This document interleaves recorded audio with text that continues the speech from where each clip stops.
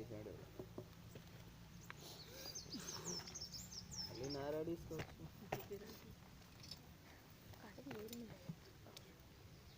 તું અકેલા નહીં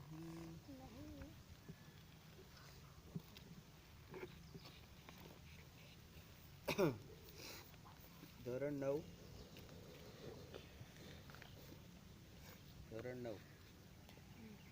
વિજ્ઞાન વર્ષ 18-19 પ્રકરણ 13 આપણે શા માટે માંદા પડીએ છીએ why do we fall in love એવું ને તો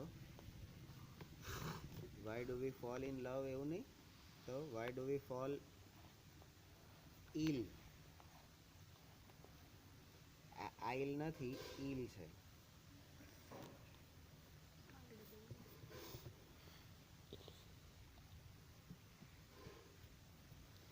શું છે ઈલ પ્રવૃત્તિ તો બધાને ખબર છે કે આપણે આપણા પાપે જ માંદા પડીએ છીએ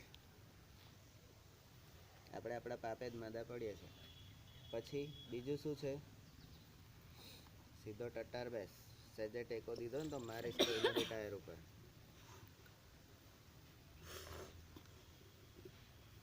બીજું શેના કારણે આપણે માંદા પડીએ છીએ તો વાતાવરણમાં અથવા તો આબોહવામાં થતા ફેરફારોના કારણે આપણે માંદા પડીએ છીએ ત્રીજું આવા વાયરસ અને બેક્ટેરિયાના કારણે આપણે માંદા પડીએ છીએ બરાબર ચોથું ગમે તેવો ખોરાક ખાધો હોય હે અને ગાજરનો હલવો બહુ ભાવે એટલે આલી પાડ્યો હોય તો આપણે માંદા પડીએ છીએ બરાબર એટલે કંઈ પણ થાય છે તો એના માટે જવાબદાર કોણ હોય છે કેમ તો સૌથી પહેલું કોઈ પણ વાયરસ કે બેક્ટેરિયા એ તમને અસર કેમ કરે તમારા શરીરમાં વાયરસ કે બેક્ટેરિયા એ પ્રભાવી કેમ થઈ જાય તો પહેલી વસ્તુ તમારી રોગ પ્રતિકારક શક્તિ ઓછી છે એટલે રોગ સામે રક્ષણ મેળવવાની તમારી તાકાત ઓછી છે એટલે તમે સંપૂર્ણ સ્વસ્થ નથી ઘરેથી મમ્મીએ કીધું હોય કે ભાઈ સ્વેટર પહેરીને જાઓ માથે સ્કાર્ફ બાંધીને જાઓ પણ કશું ના થાય અને પછી ઘેરથી અહીં આવતા સુધીમાં તો ઘણું બધું થઈ જાય બરાબર તો આપણે કેમ માંદા પડીએ છીએ આપણને હવે ખબર છે એક પ્રવૃત્તિ છે આપણે લાતુર ક્યાં આવ્યું ભાઈ લાતુર ક્યાં આવ્યું જ્યાં ભૂકંપ આવ્યો તો લાતુરમાં રે સાલા ભારતના લોકો છો કે કોણ છે ભુજ ક્યાં આવ્યું કાશ્મીર ક્યાં આવ્યું કોઈને ખબર નહીં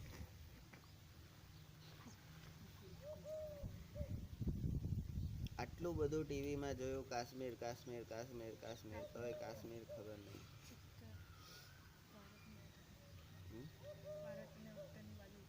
હા ભારતની ઉત્તર બાજુ આવ્યું લાતુર ક્યાં આવ્યું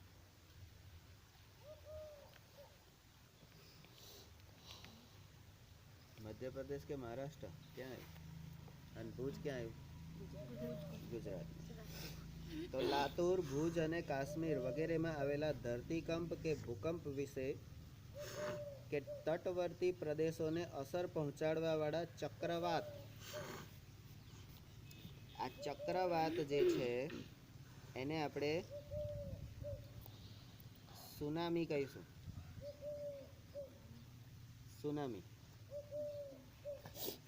એના વિશે સાંભળેલું હશે આપણે આ બધા વિશે બરાબર નંબર 2 જો આવી વિપત્તિઓ આપણી આજુબાજુ થયેલી હોય તો કલ્પનાને કંઈક કરો કલ્પનાને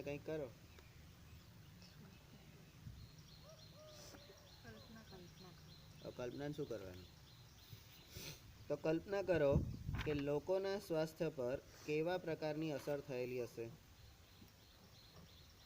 બરાબર. તો અહીંયા કઈ બે વિપત્તિની વાત આવી છે? તો એક છે ભૂકંપ અથવા તો એને ધરતીકંપ કહીએ છીએ, અને એક છે સુનામી, જેને આપણે ચક્રાવાત કહીએ છીએ. બરાબર. તો આ બે, હવે ભૂકંપની તમારા શરીર ઉપર શું અસર થાય? ભૂકંપ આવે તો બહુ તો ખાડામાં જતા રહીએ, ડટાઈને મરી જઈએ, પણ એનાથી શરીર ઉપર શું અસર થાય? કોઈને ખબર છે? તો ભૂકંપ આવે ત્યારે ખાલી આપણું શરીર એકલું જ આહત કે આઘાત પહોંચતું નથી, એને જ નુકસાન નથી થતું, આપણું મન પણ ડરી જાય છે, ડગી જાય છે. જે દ્રશ્યો દેખાય છે એ દ્રશ્યો આપણા શરીર મન ઉપર એ અસર કરતા હોય છે, અને એની અસરોના કારણે આપણે માંદા પડતા. તમને અચાનક કોઈ જગ્યાએ તમે ગયા અને અચાનક તમે બી ગયા, તો સૌથી પહેલી અસર શું થશે? તો તાવ આવી જશે. બીજું શું થશે? લાંબા ગાળા સુધી ભૂખ નહીં લાગે. ત્રીજું શું થશે? ઊંઘ નહીં આવે. તો સામાન્ય દેખાતા લક્ષણો છે. બરાબર. આપણને એવી કલ્પના પણ ના થાય, આપણી પાસે તો છે એટલે થાય, પણ આપણને એવી કલ્પના ના થાય કે ભાઈ કોકે મને બીવડાયો અને એના કારણે મને ભૂખ નથી લાગતી. એવું સામાન્ય માણસ તો માનવા જ તૈયાર ના હોય, પણ મેડિકલ સાયન્સ એને માને છે. તો આની અસરો થાય છે. સુનામી. હા, તમે અહીંયા ઊભા, આપણે અત્યારે શાંતિથી બેઠા છે, આપણી વાત્રક નદીમાં સુનામી આવે, 200 ફૂટ ઊંચા મોજા ઉછળે, પાણીના મોજા 200 ફૂટ ઊંચા. બરાબર. એટલે આ આપણું બિલ્ડિંગ છે ને એ 12 ફૂટનું છે, 15 ફૂટનું. તમે 200 ફૂટની ગણતરી કરો કેટલો ઊંચો મોજો, અને એટલો ઊંચો મોજો આમથી આમ તમારી પર આવતો જ્યારે તમને દેખાય, ત્યારે શું તમને મજા આવે? ઓહ, કેવું મસ્ત દ્રશ્ય છે, એમ એવું શું થાય? પહેલી તો ફાળ પડી જાય. આપણે કહીએ ને ફાળ પડી ગઈ, પાટિયા બેસી જાય. અને એ જ સુનામી આમ 100 ફૂટ ઊંચો ગયો એટલે એ 200 ફૂટ આમ ફેલાવાનો છે. 200 ફૂટનો હોય તો 400 ફૂટ આમ ફેલાવાનો છે. બરાબર. એ 400 ફૂટ ફેલાઈ અને જ્યારે પાછો જશે ત્યારે એની વચ્ચે આવતા બિલ્ડિંગ, ઘર, મકાન, ગાડી, માણસો, ઢોર ઢાંખર બધાને લઈ જશે. અને એમાં થોડીક વાર માટે જો તમે જીવતા હોય અને તમે સહેજ આજુબાજુ નજર નાખો, શું હાલત થાય તમારી? જો પેલો દત્ત કેવો આમ કેવો લાંબો થઈને જાય છે, જો આ પ્રેમ તો જો કેવો ગબડો કરે. આવો કોઈને મગજમાં વિચાર આવશે નહીં. સામાન્ય રીતે આપણે કરીશું ત્યારે આપણને આવા બધા વિચાર આવશે. અહીંયા હોજમાં નાતા હોય તો આવા બધા વિચારો આવશે. જો કેવું કરે છે, એમ નાકમાં પાણી ભરાઈ ગયું, મોઢામાં પાણી ભરાઈ ગયું. પણ એ વખતે આવો કોઈ વિચાર નહીં આવે, કારણ કે આપણા જ પાટિયા બેસી ગયા છે. અને માનો કે કુદરતી રીતે આગળ આપણે શાકના મોટા મોટા ઝાડ રોપ્યા છે. બરાબર. એ શાકના ઝાડ ઉપર તમે લટકી ગયા અને બચી ગયા, માનો કે, તો તમારા આખી જિંદગી તમારા મન મસ્તિષ્ક ઉપર એની અસર રહેશે. બરાબર. અને એના કારણે જે શારીરિક ડેમેજ જે થાય એ તમારે આખી જિંદગી ભોગવવું પડતું હોય છે. આપણને એમ કે આટલી જ વાત છે ને, આટલું જ છે ને, એનાથી શું થાય?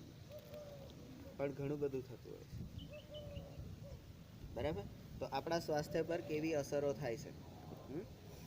અહીં બેઠા હોય ને અચાનક, આપણે બધા જ અહીંયા સરસ રીતે બેઠા છે, અચાનક આ અજય ને કાર્તિક બે જમીનમાં ઉતરી જાય, આની ઉપર માટી વળી જાય. શું તમે આમ વિચાર કરો, એ દ્રશ્ય તમે જોયું હોય ત્યારે તમારી શું હાલત થાય? અથવા તો કાર્તિક અંદર જતો રહ્યો, ખાલી એનું ડોકું બહાર રહ્યું, અને એ બચાવો બચાવોની બૂમ પાડતો હોય, તમે એને કશું જ ના કરી શકો એને બચાવવા માટે, ત્યારે તમારી પરિસ્થિતિ શું હોય?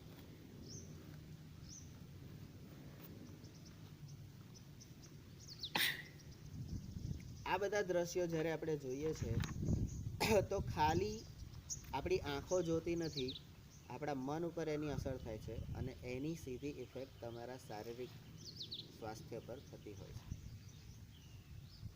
બરાબર? ઘરમાં કોઈક અવસાન પામ્યું,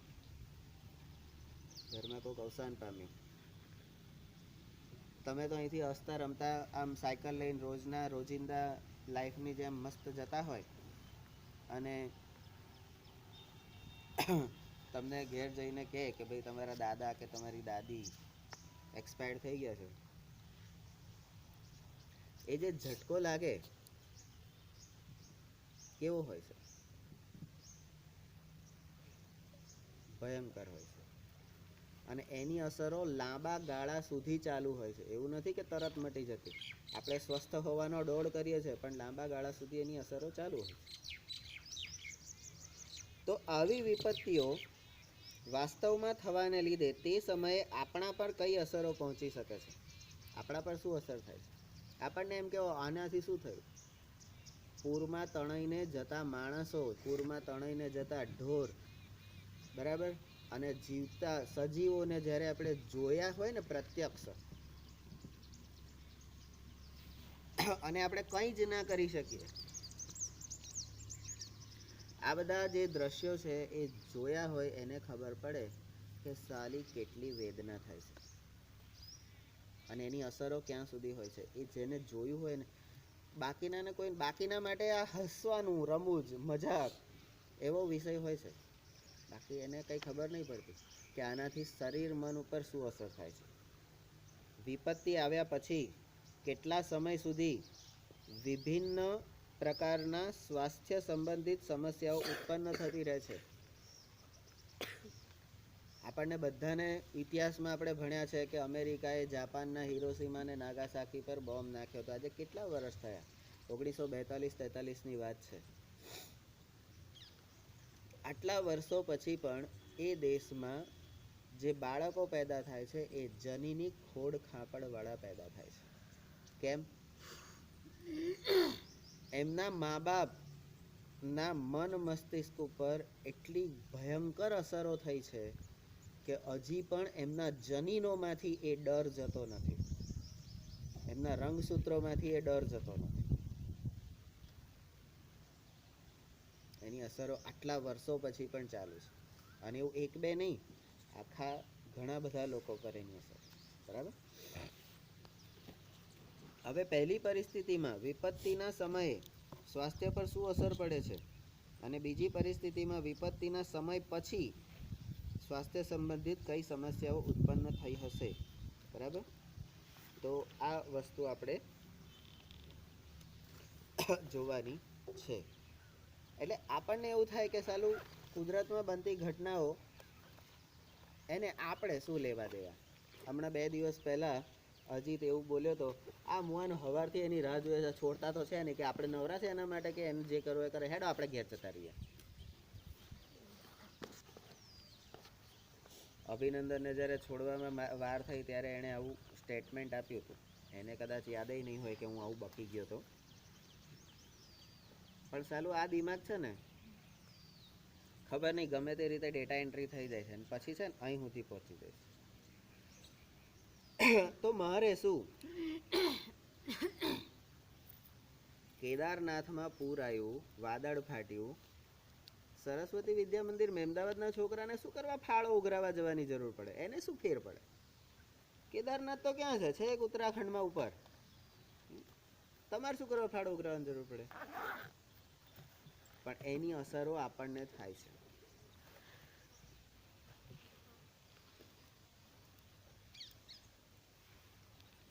એક માણસ રસ્તા પર પડ્યો છે.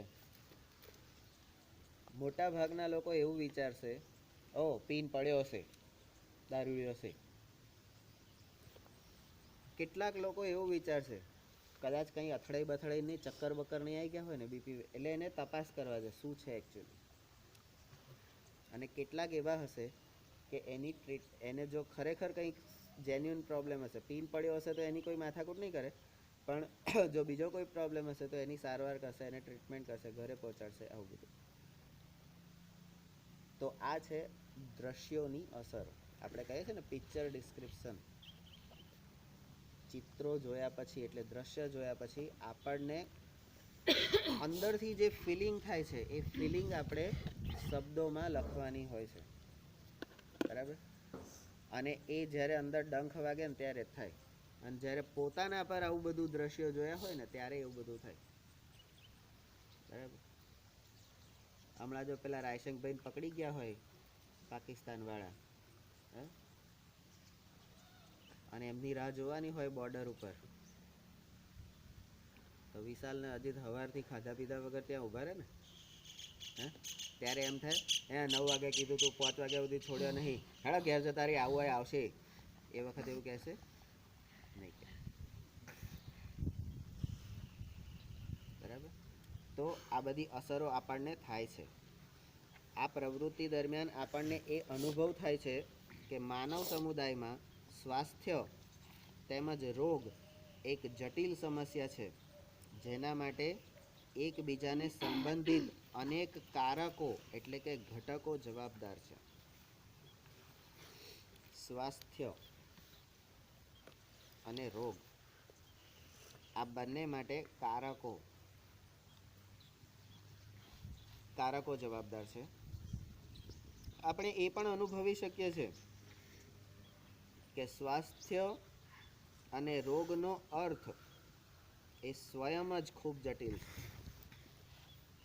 તમે કોને તંદુરસ્તી કહી શકશો? સ્વસ્થ માણસ છે એવું તમે કોને કહી શકશો? કોને રોગિષ્ટ છે? અહીંયા અત્યારે આપણે બધા બેઠેલા છે, આપણે બધા સ્વસ્થ છે? આપણે બધા રોગિષ્ટ છે? શું કહી શકીશું આપણે આપણી જાત માટે? બરાબર? જ્યારે આપણે પૂછીએ છીએ કે માદા પડવાનું કારણ શું અને તેને કેવી રીતે રોકી શકાય, તો આપણે તેઓની પૂર્વધારણાઓનો અર્થ સમજવો પડશે. હવે ગણિતમાં પૂર્વધારણા એટલે શું આપણને ખબર છે. એક ખ્યાલ આવ્યો, એક વિચાર આવ્યો, એ વિચાર સંબંધિત આપણે જુદા જુદા દિશામાંથી એનો આધાર લઈએ છીએ કે આવું હોય તો આવું થાય, આવું હોય તો આવું થઈ શકે, આવું હોય તો આમ કરાય, આવું હોય તો તેમ કરાય.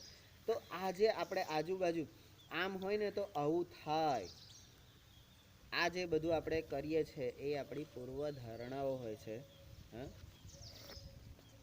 ભૂખ લાગી હોય તો જ પેટમાં ગડબડ ગોટાળા એટલે ગોળ ગોળ ગોળ ગોળ એવું બોલે, એવું હોય છે. ખાલી કરવાનું થાય ત્યારે થાય છે. પણ આપણે ધારીએ છીએ પેટમાં બલાડા બોલે છે. આપણને કેવી રીતે ખબર પડી જાય? કોઈ દાડો અંદર જોયા બલાડા છે? અંદર સોનોગ્રાફી કરી? કોઈ દિવસ પેટની સોનોગ્રાફી કરી કે ભાઈ અંદર બલાડા એકચ્યુઅલમાં છે કે નહીં? નહીં. પણ તોય આપણે કહીએ છીએ, અને વર્ષોથી કહેતા આવ્યા છે પેટમાં તો બિલાડા બોલે, ઉંદર કુદાકૂદ કરે છે, पेट में चूहे दौड़ते हैं ऐसे. बराबर? કેમ? કોકના પેટમાં ચૂહા, કોકના પેટમાં બિલાડી, કોકના પેટમાં વાક્ષી ના દોડતા હોય બહુ ભૂખ લાગી હોય તો? પણ આપણે આવું બધું બોલીએ છીએ. કેમ બોલીએ છીએ? તો આ પૂર્વધારણાઓને આપણે સમજવી પડશે. આપણે જાણીએ છીએ, હવે આપણે વિજ્ઞાન, એકચ્યુઅલ વિજ્ઞાન જે છે, કોષ, આપણા બધાનું શરીર શેનું બનેલું છે? કોષ. કોષ એ સજીવનો પાયાનો એકમ છે. આવું ભળી ગયા છે? તો કોષ એ સજીવોનો પાયાનો એકમ છે, અને આ કોષો વિભિન્ન પ્રકારના રાસાયણિક પદાર્થો જેવા કે પ્રોટીન, કાર્બોદિત, ચરબી, લિપિડ વગેરેથી બનેલા હોય છે. કોષની રચનામાં આપણે આ બધા તત્વો વિશે ભણી ગયા છે.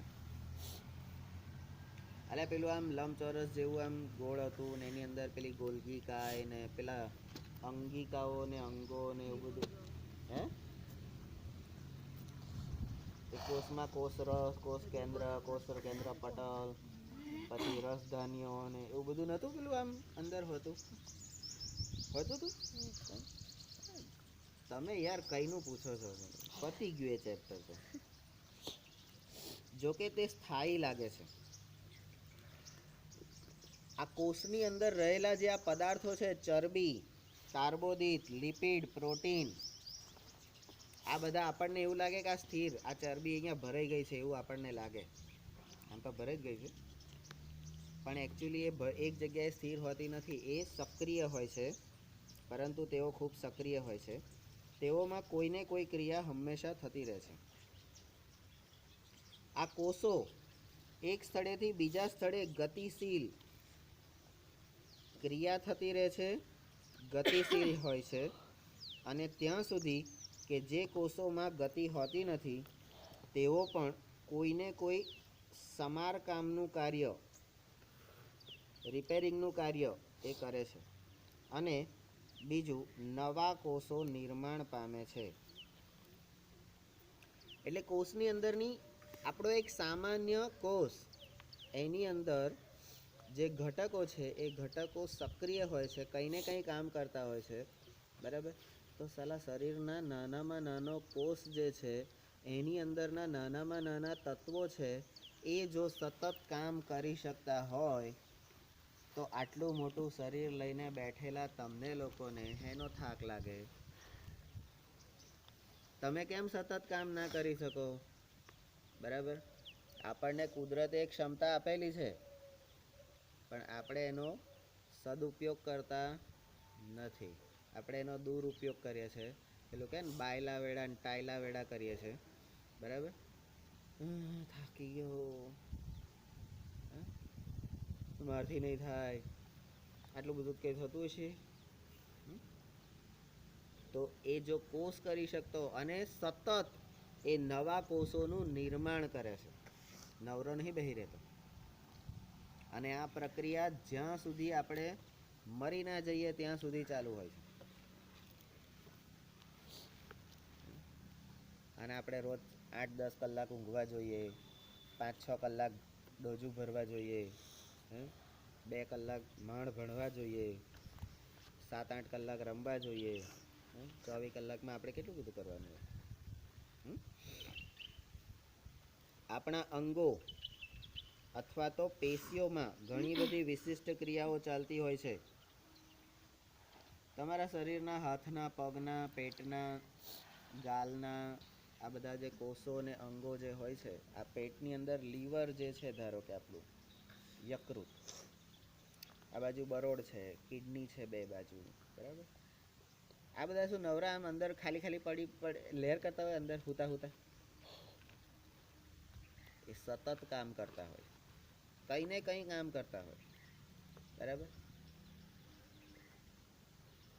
અને આપણે નવરાશની પળ હોતા હોય. એ લોકો નવરાશ ના જોઈતી હોય. આપણી આ પેશીઓ જે છે એ પણ સતત વૃદ્ધિ વિકાસ પામતી હોય, નાશ પામતી હોય, એની જગ્યાએ નવી પેશી અંદર નિર્માણ થતી હોય. સર્જન અને વિનાશનું કામ સતત ચાલતું હોય અને આપણે આરામ જોઈતો હોય, બરાબર. તો બધી ક્રિયા ચાલતી હોય છે, જેવી કે હૃદયનું ધબકવું. સાલું 3 સેકન્ડ માટે જો હૃદય ધબકવાનું બંધ થઈ જાય, વિશાલ, 3 જ સેકન્ડ માટે, તો શું થાય? શું થાય? મરી ના જવાય. કાલે જે દુખતું હતું ને એવું દુખે,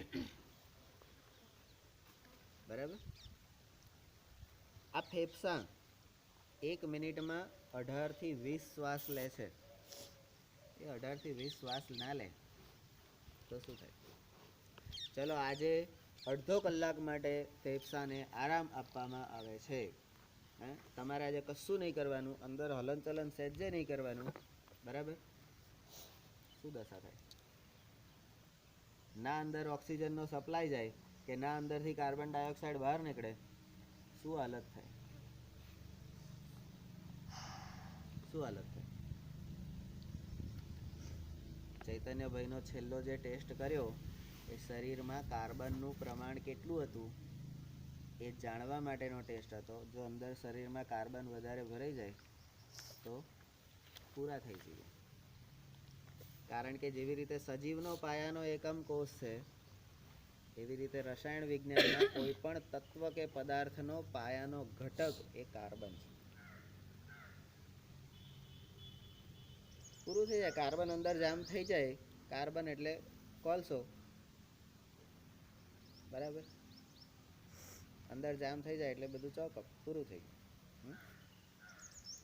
તો ફેફસા શ્વાસ લે છે, આ બધું આપણને ખબર. આપણે આમ જ્યારે કંઈક તકલીફ થાય ને ત્યારે આપણને ખબર પડે કે સાલું આપણું હૃદય સતત 24 કલાક 365 દિવસ એક પણ રજા પાડ્યા સિવાય જન્મ્યા ત્યાંથી મર્યા ત્યાં સુધી, મર્યા પછી અડધો કલાક સુધી બિચારું ચાલુ રહે છે. પણ કોઈ દાડો એની આપણે ચિંતા જ નહીં કરતા. અને સહેજ 16-17 વર્ષના, 14-15 થી 16-17-18-19-20 વર્ષના થાય ને ત્યારે આમ નખરા તો એવા જાણે, હે તે મારું દિલ તોડી નાખ્યું, તું મારું દિલ લઈ ગઈ, તું મારો દિલ લઈ ગયો. કોણ લઈ જવાનું છે અહીંથી ભાઈ? આ સુધી કોઈ કોઈને આપ્યું નથી ને કોઈ કોઈનું લીધું નથી. કોઈની તાકાત નથી કે કોઈ કોઈનું તોડી શકે, કારણ કે અંદર જાય તો તોડે ને. બરાબર? તો આપણે આવું બધું કહીએ. શું કરવા પણ? એના કરતાં એની કાળજી રાખો ને. એ હૃદયને તાકાત શેના દ્વારા મળે? તો વધારેમાં વધારે ઓક્સિજન ફેફસા દ્વારા એને જવો જોઈએ. કાર્બન ડાયોક્સાઇડ અંદરથી બહાર નીકળવો જોઈએ. બરાબર? તો પ્રાણ આયામ. ઊંડા શ્વાસ લો, 3 સેકન્ડ માટે રોકો, છોડી દો. એ જે 3-3 સેકન્ડ માટે તમે જે શ્વાસ રોકશો, એટલા શ્વાસ તમારા લાંબા થશે, એટલું આયુષ્ય વધશે. આપણે એમ કહીએ ભગવાને આપણને ઉંમર લખીને મોકલી, તાર 74 વર્ષ જીવવાનું, તાર 25 વર્ષ જીવવાનું. ભગવાને આપણા શ્વાસ લખીને મોકલ્યા છે કે ભાઈ તારે તારી જિંદગીમાં 5 લાખ શ્વાસ લેવાના, એટલું લઈને પાછો ઉતર્યા. હવે જલ્દી જલ્દી લે, જલ્દી પૂરા થઈ જાય. પણ એ શ્વાસની વચ્ચે આપણે આયામ રાખીએ, પ્રાણ આયામ. બરાબર?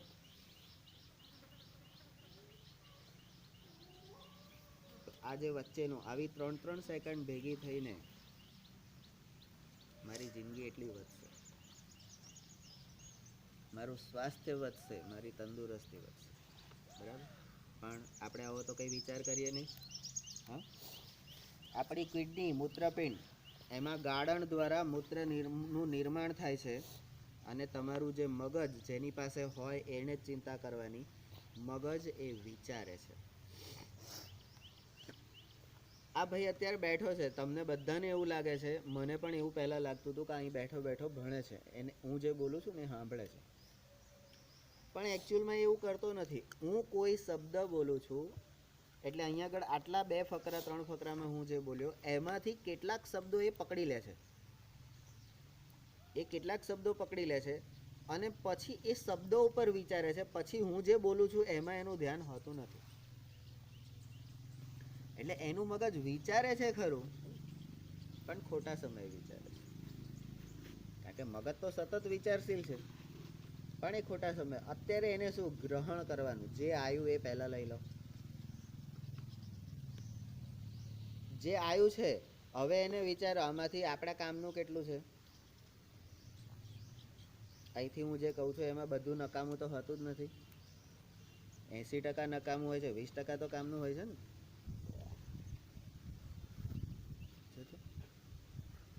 હા કે ના? બરાબર ને? એટલે 20% જ કામનું હોય છે. બરાબર? તો આપણું મગજ વિચારે છે અને આ કિડની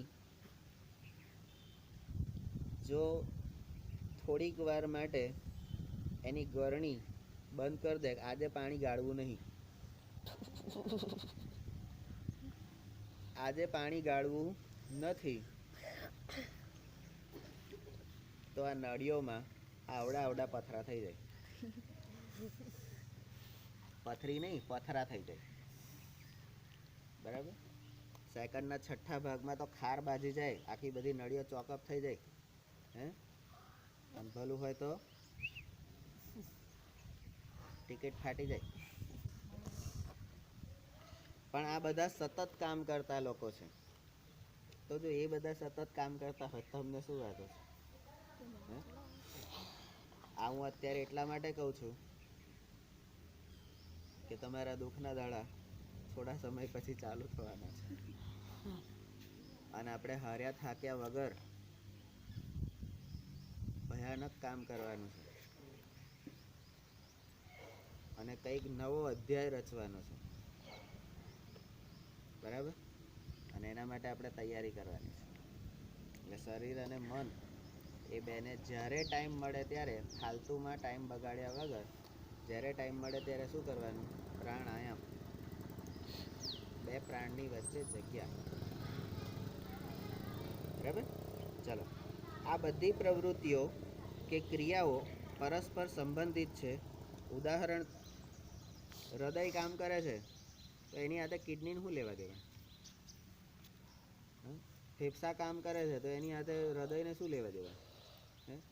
એ એના ઘરમાં જે કરતો હોય, હું મારા ઘરમાં જે કરું. તારા બાપાને કેટલા ટકા? આપણે આવું બધું બોલતા હોય છે, પણ આપણને એ ખબર નહીં હોતી કે પાડોશના ઘરમાં આગ લાગે તો એની જોડ છે ને એ તમારા ઘરમાં એ લાગશે. બાજુવાળાને ઘર હળગે છે ને મારે શું? આવું કહેનારા લોકો હોય છે. પછી જ્યારે એ તો પેલાના ઘેર પાણી છાંટવા ગયો જ ના હોય અને જોડ લાગી ગઈ, એના ઘેર પાણી છાંટવા કોણ આવશે? તો આ બધી ક્રિયાઓ પરસ્પર સંબંધિત છે. ઉદાહરણ તરીકે, જો મૂત્રપિંડ કિડનીમાં ગાળણ ના થાય તો ઝેરી કે વિષારી પદાર્થો આપણા શરીરમાં એકઠા થઈ જાય છે. આ પરિસ્થિતિમાં, એટલે જ્યારે શરીરમાં ઝેર પ્રસરી ગયું હોય તો સૌથી પહેલી અસર ક્યાં થાય છે? તો મગજ યોગ્ય રીતે વિચારી શકતું નથી. તો નીરવ ગુરુજીનું સૌથી પહેલું કામ એ છે કે ગયણી લઈને બેસવાનું, પહેલાં બધાની કિડની ચોખ્ખી કરવાની. કિડની ચોખ્ખી થાય તો તમે સારું વિચારી શકશો ને. પણ અંદર પેલું હાય હાય બા, આવું તો થાય, આવું તો ના થાય, આમ કરાય ના કરાય, ફલાણું ઢીકણું, આ તો બધું એ તો કીધા કરે કે આપણે બધું થોડી કરવાનું. આ જે બધા વિષારી ઝેરી તત્વો છે, પહેલાં એને ફિલ્ટર કરવું પડે તો તમારું મગજ ક્લિયર વિચારી શકે. મગજ વિચારી શકતું નથી આ ઝેરના કારણે. આ બધી પારસ્પરિક ક્રિયાઓ કરવા માટે ઉર્જા અને કાચા પદાર્થોની જરૂરિયાત હોય છે. આ બધું કરવા માટે કાચો માલ તો જોઈએ ને, રો મટીરિયલ તો જોઈએ ને. અને આ કાચા પદાર્થો આપણા શરીરને ક્યાંથી પ્રાપ્ત થાય છે? તો બહારથી પ્રાપ્ત થાય છે. બીજા શબ્દોમાં કહીએ તો કોષો અને પેશીઓને કામ કરવા માટે ખોરાકની જરૂરિયાત હોય છે. તો તેવો કોઈ ઘટક કે કારક કે જે કોષો તેમજ પેશીઓના યોગ્ય પ્રકારના કાર્યોને રોકે, તેનાથી શરીરની સામાન્ય ક્રિયાઓ ખોરવાઈ જાય છે. આપણને એમ કે આટલો નાનો વાયરસ, માઇક્રોસ્કોપમાં માંડ દેખાય, નરી આંખે તો જોવાય નહીં. આટલો નાનો વાયરસ હોય, આવડા મોટા શરીરને બીમાર પાડી દે. કેવી રીતે કરતો? કેવી રીતે કરતો? તો એટલો નાનો વાયરસ પણ એની જિંદગી કેટલી હોય છે? 1 મિનિટ, 2 મિનિટ કે 3 મિનિટની. પણ એની 3 મિનિટની જિંદગીમાં બીજા કરોડો વાયરસ મૂકતો જાય છે. બરાબર? પેલું 1 ગુણ્યા 3, અગર ટાઈમ મિલે તો કિસી 3 का अच्छा करो. બરાબર? તમે વિચાર કરો, એક વાયરસ એની 3 મિનિટમાં કરોડો વાયરસ મૂકતો જાય છે. તો એણે જે કરોડો મૂક્યા હશે એ 3 મિનિટમાં બીજા કેટલા મૂકશે? એ કેટલા મૂકશે? એ કેટલા? તમારે અંદરના દુશ્મનો સાથે લડવાનું છે. બહારના દુશ્મનની તો તાકાત નથી કે તમને કશું માદા પાડી શકે. તમારે તમારી અંદરના દુશ્મનો સાથે લડવાનું છે. કારણ કે આ બધા અંદર જ હોય છે. અને એ બધા કેવી રીતે અંદર જાય છે? શ્વાસ લો છો એનાથી અંદર જાય છે. પરસેવાના રોમ છિદ્રો દ્વારા, ચામડી દ્વારા જાય છે. બરાબર? ખોરાક જે ગ્રહણ કરો છો એના દ્વારા જાય છે. બરાબર? આપણને એમ કે અમે તો શાકભાજીને બધું ધોઈને ચોખ્ખું કરીને પછી સમારીએ, અને સમારીને પછી વઘારીએ, શેકીએ, એટલે બધા કચરો ને બધું હોય ને એ બધું મરી જાય ને બળી જાય. અને પછી તવીમાં જે હોય બરાબર એની પર પેલા લોકો ના બેસે. તમારે તાવડીનું શાક બનાવ્યું હોય એને ઢાંક્યું હોય તો પણ એકાદ ખૂણો તો ખુલ્લો હોય ને, ત્યાંથી પેલા લોકો એન્ટ્રી ના મારે. અને ચલો તમે થાળીમાં પીરસ્યું, થાળીમાં પીરસ્યા પછી તરત ને તરત બધું પૂરું થઈ જાય તો ત્યાં સુધી પેલા લોકો શું રાહ જોવા રહેશે? આઈને તરત ચોંટી જશે. એટલે પડે પડે સંઘર્ષ, પડે પડે લડાઈ એ આપણે લડવાની છે ને જીતવાની છે. બરાબર. આજે શરદી થઈ ગઈ ને હું તો ગુરુજી નહીં આવું હો, બધું બહુ માથું દુખે છે, પેટમાં ચૂંક આવે છે. આ એકચ્યુઅલી ચૂક પેટમાં નહીં આવતી હોતી, મગજમાં આવે છે. બરાબર. તકલીફ છે ના નથી, પણ એનો ઈલાજ પણ છે. પણ આપણે મગજથી જ્યારે હારી થાકી જઈએ ને ત્યારે આવી દશા થાય, રજા પાડવાનું મન થઈ જાય. બરાબર. તો ઉપરયુક્ત બધા તથ્યો ને ધ્યાનમાં રાખીને સ્વાસ્થ્ય તથા રોગની પૂર્વધારણાઓ કે વ્યાખ્યાઓ સમજીશું. હવે આ બધું ધ્યાનમાં રાખીને આપણે હજી તો રોગ શું છે, સ્વાસ્થ્ય શું છે એ આપણને ખબર નથી. બરાબર. એની પૂર્વધારણા અને વ્યાખ્યા આપણે સમજીશું. કેટલી મિનિટ થઈ? 36. બંધ.